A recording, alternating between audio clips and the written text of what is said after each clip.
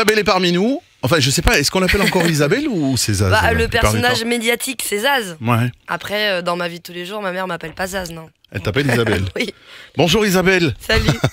Bonjour. Alors, un deuxième album assez sympa et un peu différent quand même du premier. On était tous restés sur le gros succès du premier album avec le titre Je veux. Ouais. Ici, on retrouve une Zaz un petit peu à toutes les sauces, j'ai envie de dire. Il a l'air plus perso cet album, non? Pas plus perso, parce que le premier est quand même super perso, trop sensible. C'est super perso, ébloui aussi. Enfin, je pense que c'est juste un album différent, c'est toujours moi.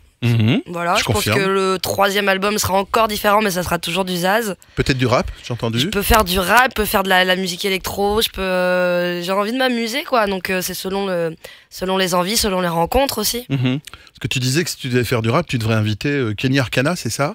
Ah ouais, j'adorerais ça, ouais. On s'est jamais vu en vrai, mais on s'est parlé au téléphone, on a bien papoté. Et c'est vrai qu'on se rejoint sur plein de choses. Ah, ça s'entend quand tu écoutes ce qu'elle chante. Et j'aimerais vraiment travailler avec elle, ça serait génial. Après, elle est très occupée. Je vous avoue que moi aussi, en ce moment, je suis très occupée, mais je suis sûre qu'on va se retrouver, je l'ai vue. Ouais, et moi ça m'a permis de la découvrir parce que je connaissais pas du tout. Non, pas du tout. Ici on est à Nostalgie, donc on est dans un univers un peu différent. Oh. C'est pas pour ça qu'on peut pas écouter de trucs dehors, hein, mais là je la connaissais pas du tout et j'ai découvert 2 titres, Fille du vent. Ouais, faut aller. Et alors il y a un que j'adore qui a 2 millions de vues quand même, c'est Jean Pressé. Ouais. Qui est pas mal du tout. Mais il y en a plein, enfin j'aime vraiment, elle a une écriture très juste. Voilà, elle est écorchée, elle est en colère, elle le dit. Mais elle a aussi, elle a toute une vision aussi de l'humain qui elle a envie de faire des choses, elle fait dans ce sens-là. Moi, comme tu vois, l'association Colibri avec qui je suis en partenariat avec tout mon merchandising, donc les produits dérivés, je voulais pas être une marque, donc part pour l'association Colibri, pas sur mon compte en banque.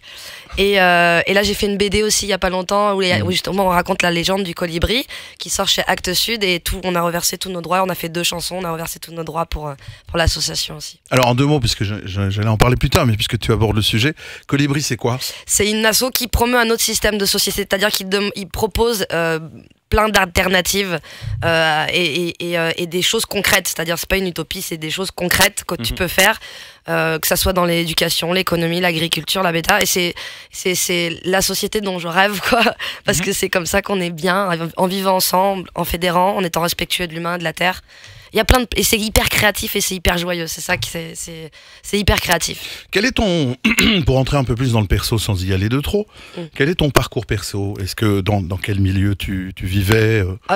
Mon père était agent DF, ma mère était prof d'espagnol. Les mercredis et les samedis, j'étais au conservatoire, j'ai commencé avec le violon. Donc le samedi j'avais danse classique, enfin tu vois le schéma type.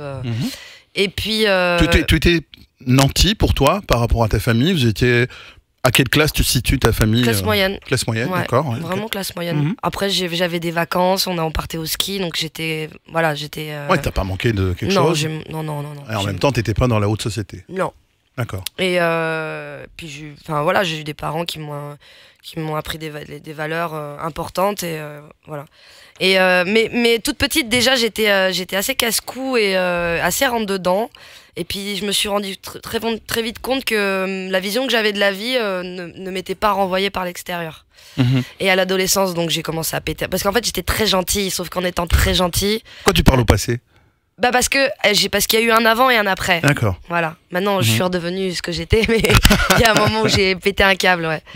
Et tu l'as pété de quelle façon? Je l'ai pété en étant très très mal, en fait. Très mal. J'ai eu une adolescence très compliquée, j'étais très émotive, je faisais des crises de spasmo, enfin j'étais, voilà. Et puis j'ai compris en grandissant, j'étais très mal, très insociable, voilà. Et puis à un moment donné, j'ai pris un autre choix. Je me suis dit, ok, soit tu continues comme tu fais, tu connais la suite, soit tu deviens créatrice et actrice. Et à ce moment-là, ok, il y a des choses qui te plaisent pas, mais à toi de les changer. Ouais. Et là, voilà, j'ai retrouvé mon propre pouvoir, en fait. Et du coup, voilà, pour moi, mon cheval de bataille aujourd'hui, c'est l'éducation. Parce que pour moi, l'éducation ne marche pas à l'école. Un enfant, c'est fait pour s'amuser. Il apprend jamais mieux que quand il s'amuse. Et le cul sur une chaise, voilà, on valorise une catégorie d'enfants et pas les autres. Donc Voilà, on est tous différents, on a tous des chemins différents à prendre et ils sont pas moins bien, c'est juste différent. Au contraire, c'est la diversité, c'est ça qui est chouette. Et il y a plein de choses, il y a plein de moyens de faire différemment sans oppresser les gens et sans parce qu'après ça rend des adultes qui auront besoin de reconnaissance constamment, qui l'auront jamais parce qu'ils la trouveront jamais forcément. Et même s'ils l'ont, ça suffira pas. Ouais, donc ça rend des adultes pas bien quoi. C'est marrant ce que tu dis là parce qu'on a reçu Julien Doré. Ah, il y a une quinzaine de jours. Alors Julien Doré, je sais, tu l'as eu, il va repasser. Il était juste là. Ouais, parce qu'en fait j'ai mon ingé retour sur scène qui travaillait avant avec Julien Doré et en fait il est travaillé avec moi. J'ai trouvé un ingé son génial et en fait il se rebarre avec lui quoi. Ah donc non. il va m'abandonner, il va me laisser seul. Julien, rends-moi le. C'est quoi son nom? Il s'appelle Philou. Bon d'accord. Alors non mais lui m'a dit exactement la même chose que toi. Il m'a dit si je n'avais pas eu la musique pour m'exprimer, je pense que j'aurais pété aussi un câble. Ouais. C'est marrant quand même, ça fait plusieurs fois ça m'a canalisé, ça m'a canalisé. Et le fait, parce qu'il y a le contre-coup quand même, il y a la célébrité, ça rend pas un peu dingue à un moment donné, c'est pas étonnant. En fait moi je pense que ça peut te rendre dingue, mais le truc c'est que moi j'avais déjà fait tout un travail sur moi bien avant. Et donc du coup j'étais dans une démarche particulière, j'ai pas voulu être médiatisée pour avoir la reconnaissance. C'est-à-dire que cette reconnaissance, vraiment je me la suis apportée, enfin ça n'arrête pas, tu vois, enfin c'est toute une vie hein. Mais je suis pas là aujourd'hui pour me voir briller dans les yeux des autres quoi. Non mais ça on l'avait compris parce mais c'est pour ça donc que je peux pas me casser la gueule. Tu vois que je ne peux pas ni prendre la grosse tête, ni parce que je m'identifie pas à tout ça. Je sais très bien que c'est qu'un jeu. C'est un peu faux cul quand même, le milieu je parle. Ah le milieu est faux cul, mais c'est faux cul partout. Je veux dire c'est pas que là. C'est pas plus concentré là, non? Non, c'est partout. Partout il y a des cons, partout il y a des gens bien. J'ai l'impression qu'il y avait un concentré un peu. Non. Pas spécialement. Non, mais parce que je pense que le fait d'être médiatisé fait qu'on a encore moins le droit à l'erreur que les autres. C'est clair, oui. Mais je pense que les cons, il y en a partout. Il y a des gens qui sont hyper égoïstes dans la vie de tous les jours, alors qui partagent rien. Il y a des c'est partout. Il y a des gens comme ça. Mais sauf que là, ils sont mis en lumière, donc ils sont mis en lumière, pardon. Mais on parlait de célébrité, mais aussi le contre-coup des gens qui t'aiment pas, qui j'aime pas sa voix, j'aime pas son truc.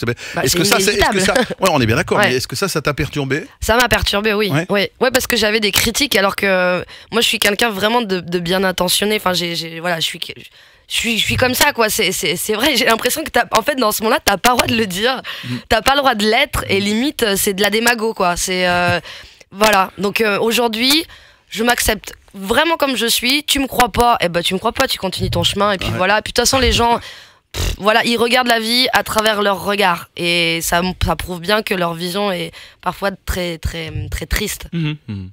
Si t'avais pas connu la musique, qu'est-ce qui serait arrivé, tu crois? Si j'avais pas connu la musique. Oui, c'était pas pour t'exprimer. Tu m'as dit, tu viens de nous dire. Mais j'aurais trouvé n'importe quel truc. De toute façon, je suis musique, donc c'est cette chose-là. Tu peux pas me poser la question, mais j'aurais fait de la peinture, j'aurais fait. Ça aurait été de l'art, de toute façon. J'aurais fait quelque chose où je puisse m'exprimer. D'accord.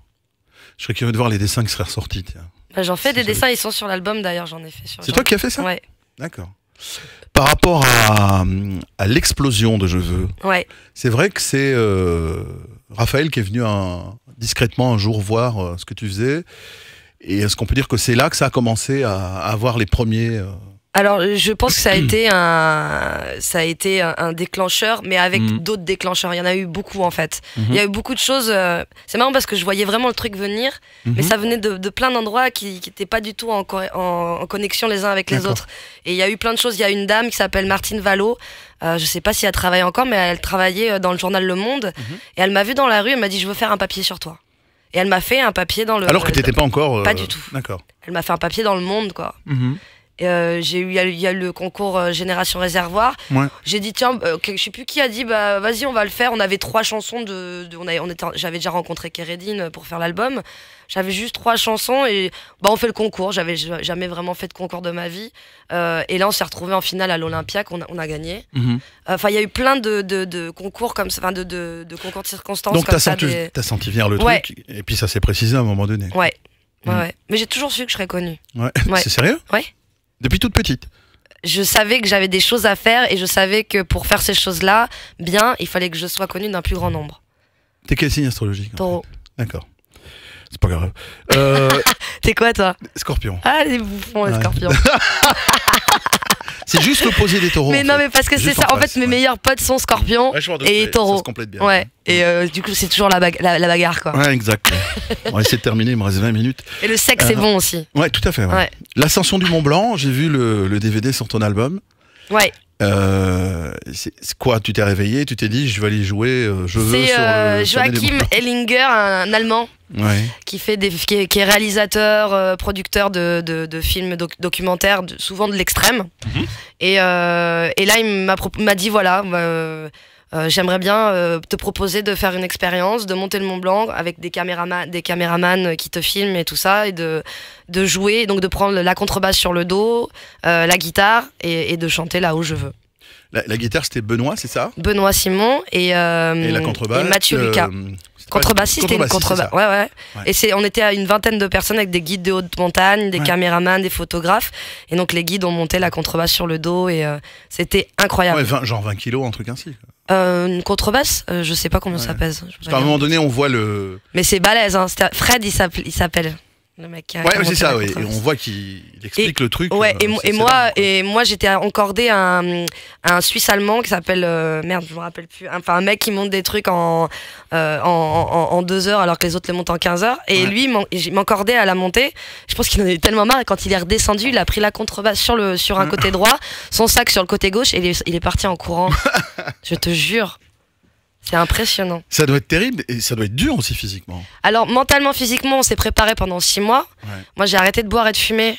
Je me suis entraînée tous les jours, faire du sport, plus la tournée. Donc j'étais vraiment très en forme. Là, j'ai jamais été autant en forme de ma vie. Déjà, arrêter de fumer et de boire, c'était déjà une expérience. 1h30 de sport tous les jours. Ouais, c'était vraiment plus la scène. Puis la scène, je suis à 2 heures à courir partout et à sautiller. Et vraiment, j'étais vraiment en forme. Par contre, le souffle, c'est ça qui m'a le plus perturbé. C'est-à-dire que j'avais le mental et le physique. Mais le souffle, j'arrivais pas à c'est-à-dire que je m'arrêtais pour. J'en sais rien, l'altitude. C'est-à-dire que tu t'arrêtes pour reprendre ton souffle, mais tu n'arrives pas à le reprendre. Et c'est chiant parce que t'es physique. Enfin, tu te sens prêt physiquement. Ouais, t'as tout ce qu'il faut, sauf que ton souffle voilà. Ouais. Donc c'est vraiment, c'est dur. Mais c'était magnifique, hein, c'est magique, c'est cette immaculée de blanc, on a réussi, en plus, ils voulaient faire venir un hélicoptère pour faire des images en haut. J'ai dit non, ça va niquer le projet. Tout le monde va récupérer ça pour dire que machin. Et on a réussi à faire venir un drone depuis l'Italie. C'était rigolo, fallait l'attendre. Il s'est planté. On a bien rigolé. Et avec les guides, c'était vraiment des belles rencontres. Et ça t'a inspiré de la lessive? Ça m'a inspiré la lessive. Je lisais un bouquin qui s'appelle Après l'extase, la lessive, qui raconte que même les plus grands maîtres spirituels, on a l'impression qu'ils sont illuminés à jamais, toujours. Non, en fait, il y a des fois, ils ont des illuminations, mais ils reviennent à quelque chose de normal, entre guillemets, mais qui n'est pas tout aussi normal, puisque la vie, c'est pas normal. On est quand même dans une boule qui tient en suspension dans l'univers. Me faire peur. Non, mais c'est hallucinant quand même. C'est fou. Ouais. Tu fais l'amour à quelqu'un et il y a un bébé qui arrive. Tu mets une graine, il y a un arbre qui pousse et qui peut vivre jusqu'à je sais pas combien de milliers d'années. Rien que ça, c'est fou, on est habitué, donc on se rend plus compte, mais c'est juste incroyable. On sent, on touche, on respire, on voit, la vie est quand même dingue. C'est quand même dingue. Et oui, je suis d'accord avec toi. Et tu avais déjà ces idées-là précises avant de connaître ce que tu connais maintenant, de faire les rencontres que tu as rencontrées. Tu as toujours eu cet état d'esprit et cette vision de la vie. Ouais, depuis toute petite. Ouais. Petite, je voulais changer le monde. J'ai compris que j'allais pas le changer toute seule. Bah si, maintenant bien. T'as Colibri, l'ONG. Oui, on le fait tous ensemble. C'est tout le monde. Alors, tu parles aussi de la beauté des êtres qui ont fait lâcher prise. Qui m'ont fait lâcher prise. Ouais. Ça veut dire quoi, lâcher prise? J'ai lâcher une vague idée, prise. Mais accepter. Accepter quoi? Ouais. Accepter de ne pas pouvoir maîtriser. De ne pas pouvoir contrôler. C'est ce que tu voulais faire tout le temps, c'est ce que tu ressentais, tu voulais tout maîtriser. J'ai une manière de... c'est pas du tout le rendu de ce qu'on a de moi, mais j'ai une tendance à vouloir tout contrôler, Et ça va mieux. Hein? Ça va beaucoup mieux. J'ai encore cette tendance à vouloir le faire, mais beaucoup moins, beaucoup moins. Ça t'apporte quoi? Plus de sérénité? De paix, la paix. Ouais, tout simplement. Ouais. Puis de la douceur. C'est important, la douceur. Tu crois à l'amitié entre un homme et une femme? Oui. Vraiment? Oui. Parce que je trouvais que vous étiez proches, c'était mignon de vous entendre parler dans le DVD avec Benoît, le guitariste. Ouais. on sent cette proximité entre vous, puis tu te dis, bon, ça, c'est pas la plus moche du monde. Non, mais Benoît, c'est Benoît. Ils vont aller... Ouais, mais enfin, tu me fais marrer, Benoît, c'est Benoît, ça reste un mec quand même, donc... et je le connais pas du tout, Et en plus, il est très amoureux de sa femme, il la répète 36 000 fois par jour, il a un bébé incroyable. Ah non. Donc pour toi, ça existe vraiment bien sûr, oui. Bah regarde, avec toute l'équipe, j'ai une chance extraordinaire, mais que j'ai forgée aussi, hein.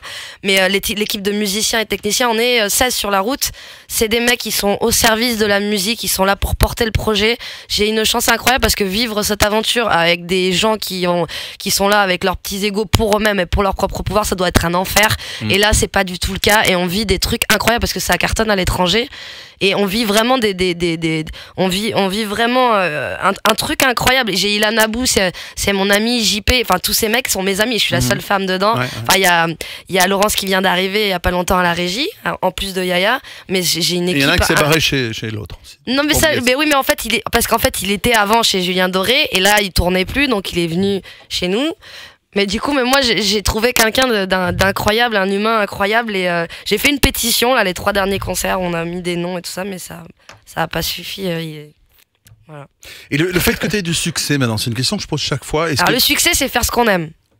Donc, non, attends. Alors, un homme d'affaires qui est complètement suicidaire et qui prend des cachetons à longueur de temps, qui a des millions sur son compte, mais qui est pas loin de. Il a du succès puisqu'il gagne du pognon. C'est ça le succès, réussir sa vie, c'est ça. Non, je parle de succès. Donc les gens te reconnaissent, tu vois, t'es médiatique, t'es dans la rue, les gens. Ça s'appelle la notoriété. Si tu préfères la notoriété, tu peux me corriger.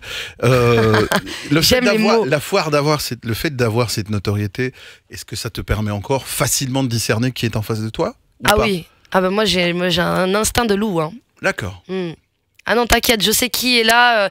Après, je pense on va pas te la faire. Je sais que tout est pas blanc ou tout noir. C'est-à-dire que il y a des gens, je sais qu'ils m'aiment, mais je sais que le jour où je vais plus marcher, bah ils m'aimeront pas, mais pas moins, mais voilà, ils vont peut-être disparaître de ma vie, ouais. Ouais, ok. Mais quand tu dis des gens que je sais qu'ils m'aiment, tu parles de professionnels. Ouais. Parce que dans ta vie amoureuse. Ah non, mais moi mes amis c'est avant, après, pendant, c'est pareil. Enfin, je veux dire, ça n'a rien changé. Ça change pas. Ah non. De toute façon, moi autour de moi, il n'y a pas de pique-assiette. C'est dès que quelqu'un fait quelque chose qui me enfin, c'est pas possible, tu peux pas être mon ami et être un pique-assiette, ça marche pas. Alors, on va sortir un petit peu de l'album et je vais te proposer 2 petites interviews très rapides, comme on a encore une dizaine de minutes à peu près. Si je te dis que dans la vie professionnelle que tu reprends de plus en plus fort, quel est l'artiste que tu as rencontré qui était le plus touchant, qui t'a vraiment ému, que tu trouves sincère, touchant? Ou un des artistes? Un artiste touchant. Véronique Sanson. Ah oui. Écorché vive là un peu. Ouais. Elle m'a beaucoup émue et touchée. Ouais. Le plus drôle? Un qui te fait marrer, tu sais que Amel Bent. Ouais. Elle me fait marrer, ouais. Elle est con. Alors, le plus exigeant? Stromae. C'est vrai? Ah, je pense, ouais. Tu l'as rencontré plusieurs fois? C'est mon ressenti, après je le connais pas bien. Non, mais bien sûr, c'est de ça qu'on parle. Ouais. Le plus talentueux plusieurs pour toi? Fois, ouais. Ou un des plus talentueux, parce qu'il n'y en a pas qu'un. Le plus talentueux? Ou là, t'as regardé, tu l'as écouté, tu t'es dit, là, c'est vraiment balèze. Bobby McFerrin. Ouais? Ouais. Et le plus méconnu ou incompris du public, où toi tu le trouves vraiment fantastique et il n'a pas la notoriété qu'il mériterait d'avoir. Pas de notoriété, j'ai dit. Waouh, là comme ça. S'il n'y a pas, il n'y a pas. Après, il y a des choses grand public et puis il y a des choses intérieures. Par exemple, des gens qu'on connaît dans le jazz, mais que le grand public connaît pas parce qu'il n'a pas l'oreille éduquée pour comprendre ça. Mais tu peux citer un nom? La Concha Bueca. Ouais. Tu connais? Non, pas du tout. Oh, mais tu vas avoir les poils, mais... Redis une fois. La Concha, C-O-N-C-H-A, ouais. Bueca, B-U-I-K-A. D'accord. Et c'est des poils, mais laisse tomber, quoi. C'est une chanteuse à une voix vraiment gitane espagnole, mais elle est noire ébène. Et elle est incroyable. Faut la voir en live, en fait. L'artiste le plus colérique, qui est vraiment sympa, il est cool, mais quand il est tellement stressé, il pète un câble, il peut gueuler, il peut être désagréable. Là, j'en sais rien. Il y en a peut-être pas non plus. Non, mais j'en ai pas vu, en fait. Donc, je peux pas raconter quelque chose que j'ai pas vu. Le plus bordélique, le plus désordonné. Moi? C'est vrai que c'est une de tes caractéristiques? Non, disons que moi je suis contradictoire en fait, donc. Parce qu'en voulant tout maîtriser, justement. Voilà, mais en fait c'est ça, c'est que je donne l'impression d'un truc, mais à l'intérieur c'est pas pareil. Ça dépend.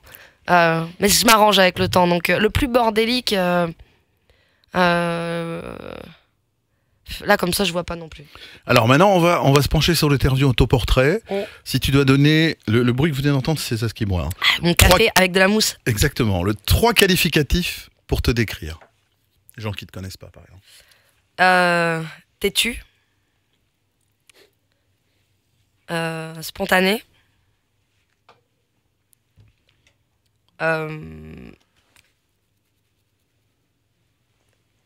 Généreuse. D'accord. Alors, en quoi la musique t'a changé, si elle t'a changé? J'ai plus d'estime de moi, parce que justement, le fait d'avoir été attaquée fait que j'ai appris à me respecter plus. Voilà, je suis beaucoup plus dans le respect de moi-même, donc du coup, plus dans le respect des autres aussi. Je réalise ce que j'ai toujours voulu faire, c'est-à-dire que j'avais choisi d'être médiatisée pour m'en servir.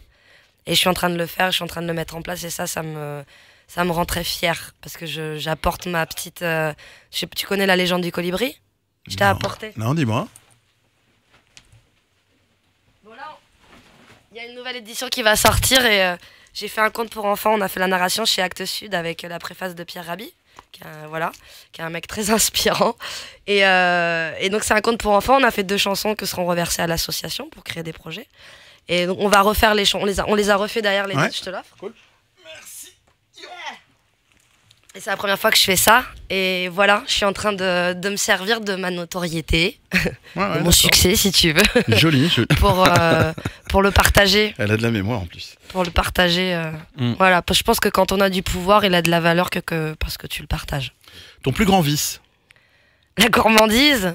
Ça se voit pas, tiens, ça se voit moins que chez moi, c'est marrant. C'est vrai, parce que là j'arrive en fin de tournée, donc j'ai beaucoup séché, mais tu vas voir, si tu me laisses 2-3 mois comme ça là. Et ça peut varier de quoi en ça kilos? Peut plus et moins 10 kilos quoi. Ah ouais, ça peut varier de 10 kilos quand même. Peut-être je m'enflamme un peu, peut-être 8. D'accord. Alors la dernière fois que tu t'es senti gêné, tu mets les pieds dans le plat et tu te dis... Quand je suis par exemple sur un plateau, on m'invite sur un plateau de radio et qu'en fait il y a l'émission qui passe, le mec parle, il y a un public, donc beaucoup de gens devant, et à un moment le mec ne me parle plus, on n'est plus à la radio et je reste là plantée et tout le monde me regarde. Et personne ne parle et tout le monde me prend en photo et j'ai l'impression d'être un animal en fait au zoo quoi. Et ça me gêne. La dernière fois que tu as pleuré, est-ce que tu pleures souvent d'abord? Ça m'arrive. Je pleure moins qu'avant. Avant, je pleurais beaucoup. La dernière fois que j'ai pleuré, c'est j'avais été blessée en fait. Je supporte pas d'entendre les gens parler des gens. Et quand je suis fatiguée et que ce truc-là, tu sais, quand on crée des clans. Et à un moment donné, moi, je fais tellement d'efforts sur moi-même pour travailler toutes ces choses-là qu'au bout d'un moment, quand c'est des gens qui me sont proches et que je vois ce comportement, ça peut me rendre très triste. Ouais. D'accord. Mais je le dis, puis généralement, voilà. Mais la fatigue, en fait, je pense que la fatigue me fait pleurer. La chose ou l'objet le plus précieux que tu possèdes, est-ce que tu as un objet auquel tu tiens vraiment beaucoup? Ou quelqu'un? Ou un objet? Ou une chose? Qui est un peu fétiche comme ça. Un symbole. Qui est quoi? Je peux pas te le dire, c'est le mien.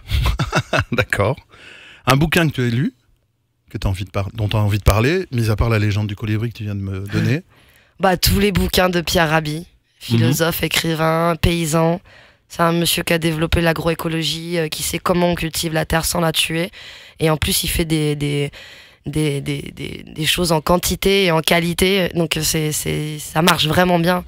Et plutôt que d'apprendre aux gens, plutôt que de leur donner à bouffer, leur apprend à cultiver. D'accord. Un film que tu as à nous recommander, que tu as vu Les Amants du Cercle Polaire. Ouais. Et récemment, j'ai regardé Amistad. C'est un vieux film de 97, je crois. Je sais pas, ça me dit quelque chose. Ouais. Amistad, c'est sur l'esclavage. Bien. Putain. Tu te dis qu'il y a des gens... Mais en fait, tu dis c'était il y a pas si longtemps. Et encore aujourd'hui, il y a du racisme. Et ça paraît tellement incompréhensible dans ma petite tête que je ne comprends pas. Mais quelque part, l'esclavage, c'est aussi nous, le système nous rend complètement esclaves. Donc c'est une forme d'esclavage aussi encore plus perfide parce qu'elle est pas clairement. Mais voilà, ce qu'on fait à nos enfants dans les écoles, pour moi, c'est de l'esclavage. Ouais. Donc j'ai pleuré, ouais, parce que ça me touche profondément parce que je comprends pas comment on peut pas prendre soin les uns des autres en fait. Si tu voyais ton enfant devant toi en train de crever la dalle, tu lui donnerais à bouffer. Pourquoi aujourd'hui on apporte plus de... Par exemple, on a de la thune pour aller décorer des trucs et des machins, mais par contre pour donner à bouffer, parce que ça n'intéresse pas, parce que ça fait aussi fonctionner tout un système où il y a des gens qui s'enrichissent et c'est toujours pareil quoi. Et j'arrive pas à comprendre comment on peut laisser faire, comment on peut vivre avec ça quoi. Je comprends pas en fait, je comprends absolument pas. Ton plus grand regret? S'il y en a un. J'ai pas de regret. Parce que si quelque chose que je n'ai pas fait, je le ferai après. Ou si je l'ai pas fait, c'est que j'ai fait autre chose. Et à ce moment-là, j'ai fait un choix. D'accord. Lorsque nous mourrons, termine la phrase. Nous serons confrontés à tout ce que nous avons fait dans notre vie. Donc à toi la clé du paradis ou à toi la clé de l'enfer. C'est toi qui la détiens. Et voilà. Alors la dernière, j'aimerais qu'on dise de moi. J'aimerais qu'on dise de moi. Ouais. J'aimerais qu'on dise de moi que je fais du bien. Simplement. Bah ouais, pourquoi t'attends quoi? Non, j'attends rien du tout. Je sais pas, ouais, que... J'installe le blanc. Non, mais ça me fait du bien. Moi, ça me fait du bien quand les gens me disent, ouais, quand j'écoute ta musique, ça me remplit de joie, ça me donne envie de me battre, ça me donne envie de faire des choses. Du coup, je t'ai entendu parler de Colibri, je me rends compte que j'ai des trucs à faire. Du coup, je peux partager ces valeurs avec mes enfants, ça fédère. Voilà, que je fédère. Voilà. Et ce qui est marrant sur l'album, parce que tu es quelqu'un de très sensible, ouais, qui parle de belles choses, mais c'est pas du tout un reproche. Hein. Bah avec un mais quand même. Non. J'interpelle juste par rapport à ça. Moi, l'album, je t'avoue. Tu restes dans un rythme toujours soutenu que j'aime beaucoup, franchement. De jazz manouche, comme ça, un peu, tu vois. Donc même quand tu touches des choses et quand tu dis des choses douces et tendres, il y a toujours un rythme derrière. Donc moi, ce que j'aimerais découvrir, c'est une Zaz qui est plus en bas, qui pose plus sa voix sur certains titres. Tu vois ce que je veux dire? Ouais, mais regarde, sur la lessive, je pose ma voix. Par exemple, ouais, ça c'est le bon exemple. Ouais. Ouais. Bah, peut-être parce que tu préfères ma voix quand elle est posée que quand elle est braillée. Non, j'aime les deux, franchement. Mais t'as tellement de choses. Viens en concert. Viens en concert, je pense que tu vas... Parce que moi, l'album... je devrais pas le dire. Moi, j'aime pas les albums parce que en fait. Tu l'avais déjà dit, j'avais déjà entendu ça. Bah voilà, mais moi là, quand je réécoute, en fait, je l'ai réécouté dans le train tout à l'heure. Je trouve que c'est hyper fade, qu'il y a pas de vie dedans et que je trouve ça triste en fait. Parce que maintenant qu'on a fait beaucoup de scènes, on a commencé au mois de mai, juin, juillet avec l'étranger, septembre, octobre, novembre, décembre avec la France et l'étranger aussi. Toutes les chansons ont pris du poids, de la substance. On a réarrangé les morceaux. Je réécoute des terres. Mais il est ridicule là, des terres. C'est carrément, on dirait tu vois, c'est comme s'il y avait un truc sans saveur, quoi. Il y a le truc, mais il manque des ingrédients, quoi. Il manque le poids. Et donc, du coup, c'est assez insupportable. Mais après, c'est une bonne surprise aussi pour les gens qui viennent en concert, parce qu'il vaut mieux que ce soit ça que l'inverse. Tout à fait, ouais. Mais ça me fait chier ça m'emmerde. Ça t'embête? Ça m'embête. D'accord. Ça m'ennuie. Et alors, j'anime une émission le soir, le vendredi une fois par mois, le premier vendredi du mois, c'est une émission Love. Et je pose chaque fois la même question, ouais, sur les chansons d'amour, sur les textes. Est-ce qu'il y a une chanson qui te fait fondre, qui te fait craquer, une chanson de qui que ce soit, de quel rythme que ce soit, ou quand tu l'entends, soit c'est les paroles, soit c'est la mélodie, alors soit ça te rappelle un moment intense et ça te fait fondre, ou simplement la symbolique de la chanson te fait craquer. Tu sais que si tu la mets, c'est foutu. Je pleure rarement avec une chanson. Je peux avoir de l'émotion, avoir le sourire. Parlons d'émotion alors. Je trouve qu'il y a une chanson qui est incroyable qui s'appelle il y en a deux en fait, de Reggiani. Ouais, possible. Le temps, non, je me rappelle plus. Le temps qui passe. Combien de temps encore? Tu vois celle-là? Il faut vraiment que elle me. C'est Reggiani? J'arrive pas les noms, c'est chiant. Combien de temps? C'est pas Ferré, on est d'accord. Non, c'est Reggiani. Alors, mais je me rappelle plus son nom. C'est pas la chanson de Paul non plus. Non. C'est pas où il commence ce soir, je bois, et puis il raconte sa vie. Non. Non, rien à voir. Reggiani. Ouais. C'est combien de temps? Je l'ai pas ici, mais on va fouiller, je vais trouver. C'est cool, c'est combien de temps? Ça c'est sûr, c'est le titre. Vas-y, marque ça. Mais non, je l'ai pas. Ah bon? Ouais, mais je suis pas sur internet là. Ah d'accord, je suis dans le répertoire nostalgique. Ok, mais il y a combien de temps encore? Et elle était dans un film, je crois. Mais cette chanson, elle parle de... Putain, je veux vivre, quoi. Je veux vivre, bordel de merde. Ouais, c'est un écorché vif aussi, lui. Hein, ah, mais puis sa voix, tout dedans, son interprétation, cette chanson, elle me met les... elle me bouleverse, en fait, parce que c'est toujours, quand on n'a plus quelque chose, ou quand on va plus l'avoir, qu'on prend conscience. C'est toujours, tu vois, aujourd'hui, on dirait, ah ouais, si on était dans un pays en guerre, on dirait, ah ouais, mais si on n'était pas en guerre, moi, je ferais ci, je ferais ça. Quand t'as plus tes deux bras, t'as eu un accident, tu te dis putain merde, j'avais tout ça, bordel, j'avais tout ça. Je dis beaucoup de gros mots, hein, les enfants, c'est après 18 heures, après 18 ans, pardon. Ouais. Et tu vois, on prend toujours conscience de ce qu'on avait une fois qu'on l'a plus, quoi. C'est dramatique, c'est dramatique. Ça t'est arrivé aussi donc? De quoi? Ce genre de choses. De prendre conscience, non, de prendre conscience d'un truc que t'avais merdé, tu t'es dit après. Si j'avais su ça, j'aurais agi ou j'aurais fait différemment. Disons que j'ai eu des expériences, j'ai vu des choses, j'ai été confrontée à des choses où oui, il y a un avant et un après. Moi, particulièrement, j'ai eu aussi des avant et des après. Mais oui, c'est prendre conscience de la vie, quoi, vraiment dans ce cas. Mais tu vois, l'éducation, on nous apprend pas ça à l'école, dans les livres, dans les livres à l'école, on t'apprend pas à vivre, quoi. On t'apprend pas, on te donne pas des outils pour arriver. À quoi ça va te servir de savoir que Charlemagne, machin, oui, c'est bien de le savoir, mais ça va te servir à quoi dans la société, dans ta vie et on t'apprend à être en compétition les uns avec les autres, donc du coup, avoir moins confiance en toi, parce que quand t'as une mauvaise note, alors que ça se trouve, t'as travaillé encore plus que l'autre, on valorise pas le travail. Et tu vois, on t'apprend on te dévalorise, on t'apprend à ne plus avoir confiance en toi. Voilà ce qu'on t'apprend. Ce qui est pas normal. C'est pas normal. On doit pas apprendre ça. C'est en tant qu'adulte, en tant que la personne qui est censée prendre soin, on doit pas laisser faire ça, quoi. Et il y a plein de choses qui existent. Enfin, tu vois, c'est pas normal. C'est vraiment grave. C'est vraiment grave. Alors, t'as eu la gentillesse de m'offrir la légende du. Et il y a